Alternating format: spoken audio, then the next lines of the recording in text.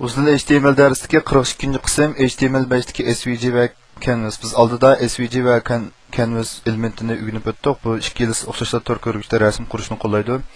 Lekin ular mohiyat jihatda o'xshashmaydi. Bu qism darsligimizda biz bularniki shu o'xshamaslikdagi selishtirishni ko'rib o'tamiz. SVG asosliq XML orqali 2D rasm hosil qildi.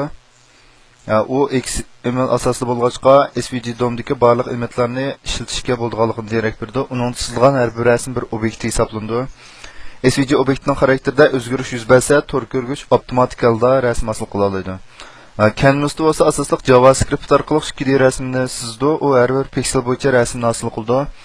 Uningda rasm hosil qilinib bo'lgandan keyin tor ko'rgich tarafidan qayta diqqat qilmaydi. Agar uning o'rnida o'zgarish bo'lsa, rasmni qaytadan hosil qilish to'g'ri keladi. Canvas bilan SVG ning farqi. Canvas aniqlik darajasiga beqindi, harakat bir taraf qilishni qo'llamaydi. Yiziqdan hosil qilish iqtidori ojiz. PNG va JPG oldida rasm saqlay oladi.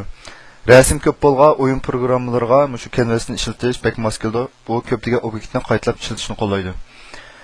SVG bo'lsa aniqlik darajasiga beqinmaydi. Ya'ni buning aniqlik darajasi har qanday ahvolda noyit suzuk ko'rindi. Harakat bir taraf qilishni qo'llaydi. Cho'ng tipdagi rasm hosilashni qo'llaydi. Masalan, Google xaritasini dal shu SVG orqali hosil qilsak, bunday oddiy yo'l orqali bir tarafga shu xil unumga yeta olamiz.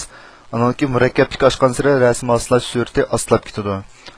Shunga bu SVG ni o'yin programmalariga tuzishga mos kelmaydi.